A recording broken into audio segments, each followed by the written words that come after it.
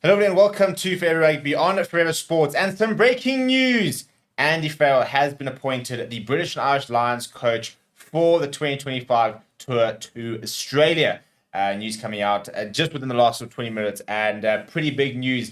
Whilst it was expected, there was obviously a lot of logistical things that had to overcome. And actually, when you look at the sort of when the role starts and how it sort of all works, a very interesting appointment, which will also affect Ireland rugby to a certain degree, given his absence from the team for about sort of 6 to 7 months.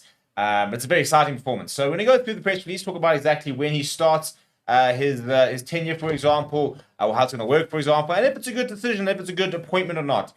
Before we do that, please do smash a like on the video. Please do subscribe to the channel as well. Right, so today we got a press release to say, well, actually, there was a picture that was leaked of him in a British and Irish Lions shirt, in a gold shirt. And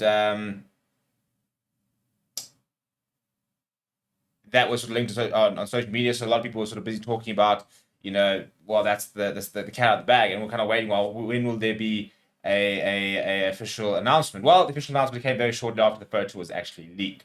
Now, in terms of logistics, so he will start his role in December 2024 and will work solely with the Lions until the conclusion of the 2025 tour in Australia. He will confirm his coaching team in due course. He was a defense coach under Warren Gatland for the 2013 series, when in Australia and in the drawn series in New Zealand. So it's actually just 2021, which he actually ended up missing out on if you look at the last few Lions tours. So very much understands the Lions sort of environment and what it takes to get the whole British and Irish Lions thing right. So yeah, that drawn series was a pretty good result for the Lions in the end. Maybe should have won, could have won. It would have been a historic win if they had done it. But obviously, it was also part of that win against Australia.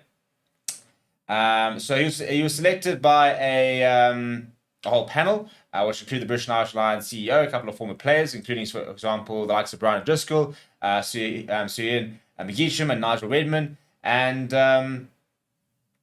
so he was the 2023 World Rugby Coach of the Year.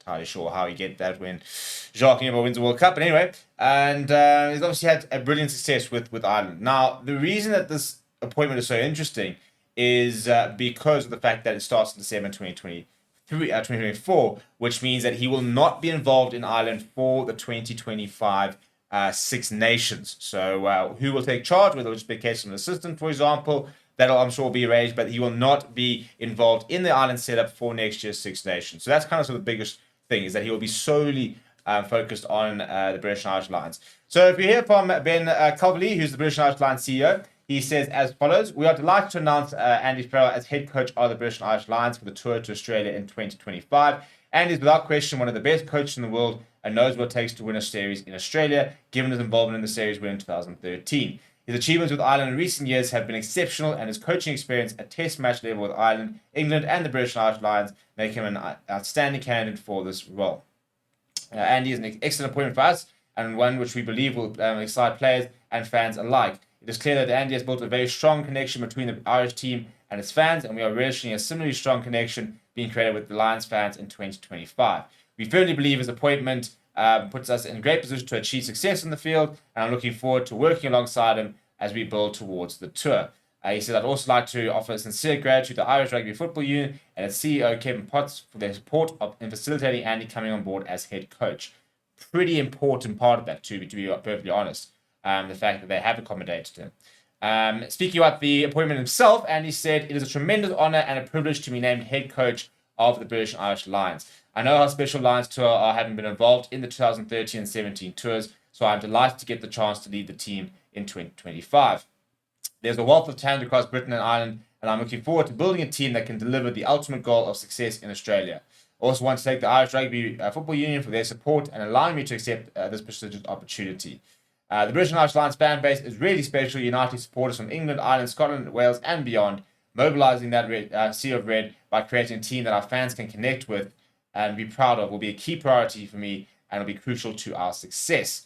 Kevin Potts, the CEO of the Irish Rugby Football Union, said, "Being named head coach of the British and Irish Lions is a huge honour, and the IRFU are absolutely delighted for Andy Farrell and his family with this recognition.